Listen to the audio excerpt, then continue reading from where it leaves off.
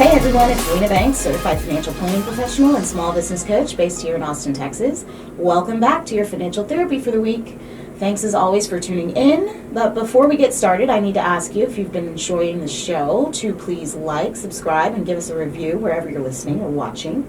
I'd really appreciate that. So today we are doing a quick episode, 7 ways that money brings us down and ways to shake it off. So I think that, the whole premise of this podcast has been to try and get folks talking about their financial woes, their money matters, and to kind of start dealing with them in a more transparent and open way so that we can hopefully foster some more wellness in our lives, some more comfort and clarity around how we manage our finances.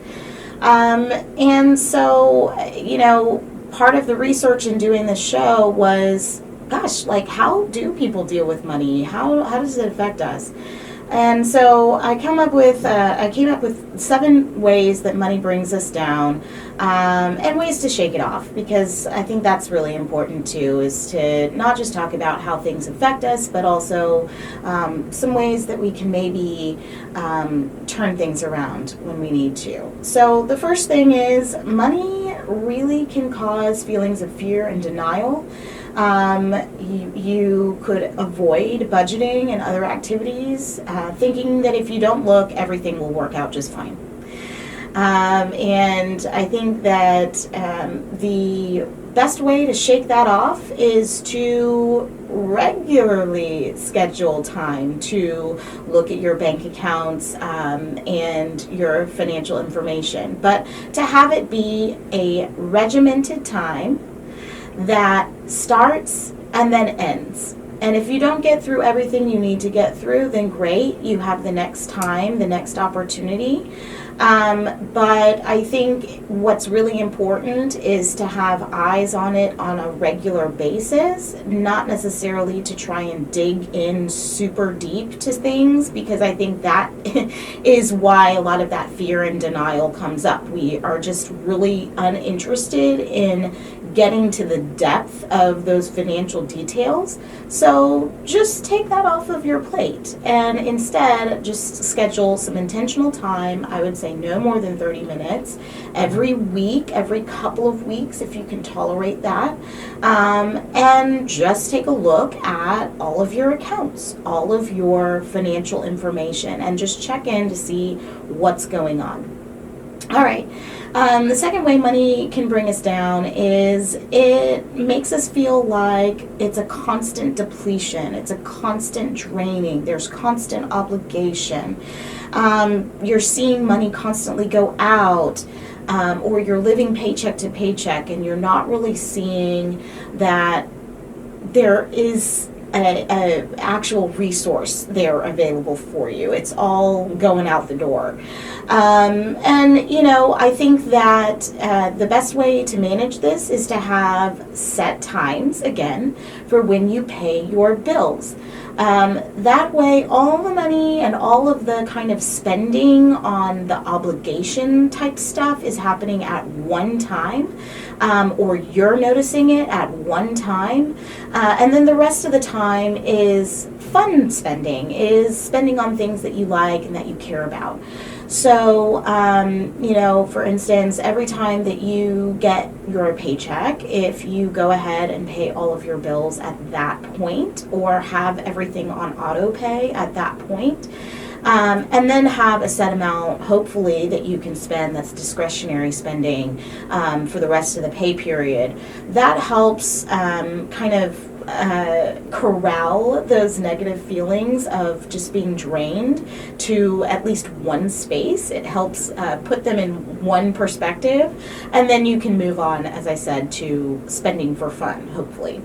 The third way that money can bring us down is through helplessness and guilt. You have to spend on consumables rather than investing in things, and We'll do an episode about spending versus investing, because I think a lot of people have real anxiety around spending money. But if you reframe that spending as an investment, it does become a lot different in your mind. Now, if you're spending on something that's consumable or something that you don't see, the classic, oh, I bought a new roof, how exciting, or something like that, that helpless feeling can really get to you, because you just don't feel as if you have the ownership over those financial decisions, or you don't see that there's a path to celebrating that success when you make a purchase. So one of the ways that I think we can kind of counteract this feeling of helplessness or even guilt about spending on things that are not really bringing you joy is to celebrate when you do spend on things that bring you joy, and to make a plan with your partner or with your folks that you are financially obligated to, like your kids or your family members or your friends, to spend on something that you are all really excited and encouraged to spend about. Excitement about spending on something that is a planned goal helps eliminate some of that helplessness that happens when you're spending on things that are not as exciting. Or that are emergencies. So the number four way that money can bring us down is through confusion or shame about lack of knowledge or lack of understanding about our money. So no one wants to discuss something that they're not really clear on. So that it can really cause a lot of confusion and a lot of just feelings of uncertainty around what you're doing or why you're doing it. You feel like you don't want to have the conversation about something that you either don't understand or you don't feel you have enough of. And so my remedy for kind of counteracting this confusion and shame is, of course, to have a budget. Budgets are boundaries, and they really do help us with getting clarity around what it is that we're doing with our dollars. And it also helps us to release some of the shame around what we spend and how we spend it. So again, if you are looking at something on paper and understanding why it's happening, it just makes it a lot easier to release the confusion, to get some clarity, and to move forward in a more confident way. So the number 5 way that money brings us down is that we feel like there's just a constant status quo. We get fatigued by the monotony of, okay, go to work, get your paycheck, pay your bills, have a little left over, go to work, so on and so forth. And you just feel like nothing is ever going to change, or your earning potential isn't enough. Even seeing your paycheck isn't really exciting, or getting your paycheck isn't really exciting because it's kind of the same thing over and over again. What I would say to this is figure out one way to change things up. Literally one way to earn $10 or $20 in a week can become reinvigorating. So something as simple as getting on Facebook Marketplace, deciding you're going to have a quick yard sale.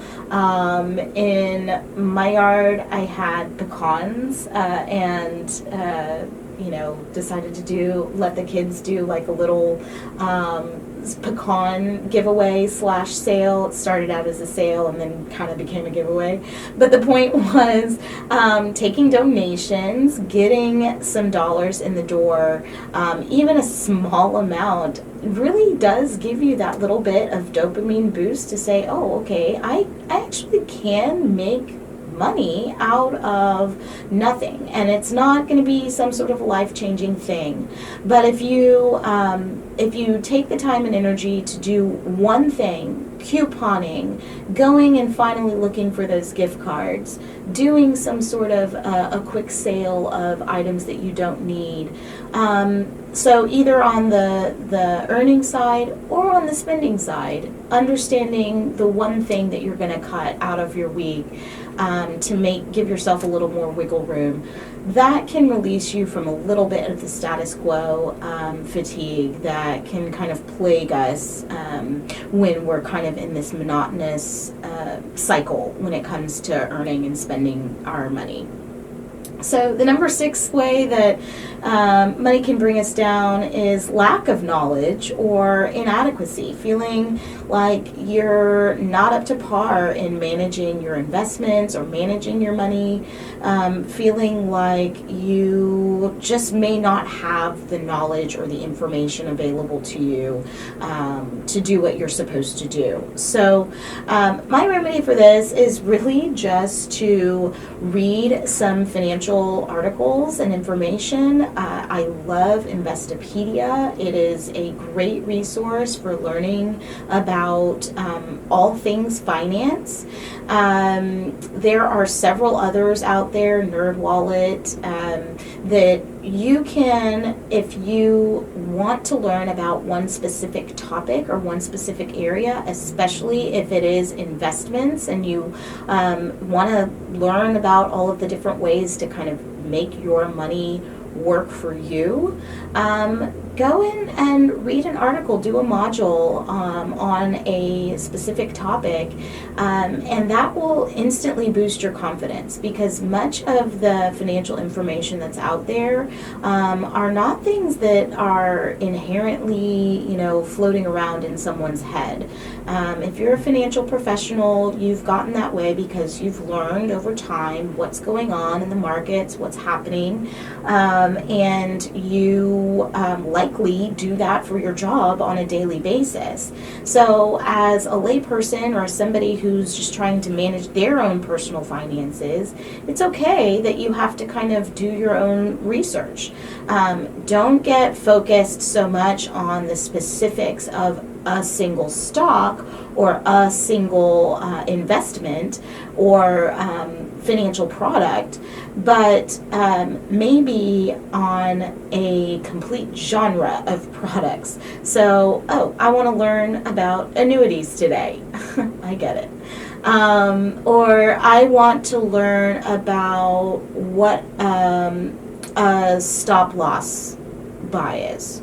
I want to learn how to manage my employee benefits, my FSA in a better way, or my HSA in a better way.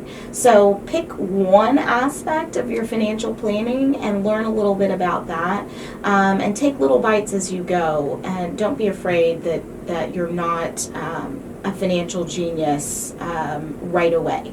And if I were you, I would also pick something that you think is going to have the most impact on your financial well-being. So if you're really concerned about your kid going off to college, then maybe you should Google or search 529 plans, or ways to save for education that are tax-free. So start thinking about what it is that is kind of giving you heartburn, and then learn about those things, and that eliminates a lot of that kind of feeling that, oh my gosh, I don't have enough knowledge to actually manage things properly.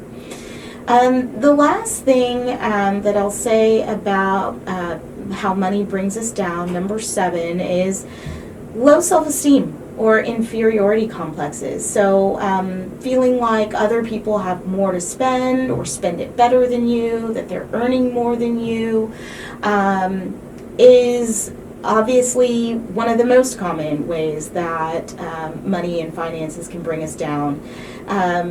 People look at social media and see all of these fun things happening, and they don't understand how those things get paid for, if they're getting paid for, and that can really bring us down and make us feel, as I said, just low, as if we are inferior, not really meeting the mark.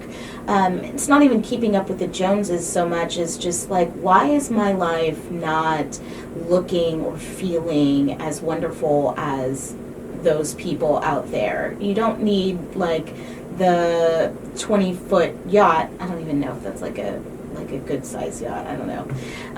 But you'd like to go for a party on the boat every now and then, and you just don't know why those things are not happening for you, and everything points back to your finances and your economic situation. And so I think a way to shake ourselves out of that rut, well, first is probably to look less at social media and compare ourselves less to our peers, but also a very practical way to kind of get a handle on where you're actually at is by calculating your net worth.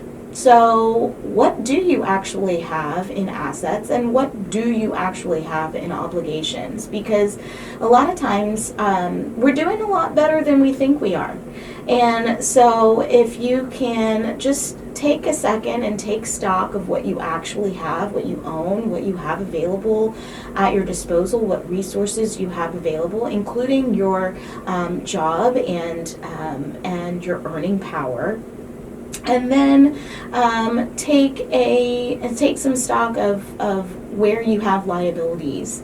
And if you get very real with what your assets are, what your liabilities are, and what you have on paper, that can help kind of eliminate some of the heartburn of, oh my gosh, I am not keeping up. Because you're building.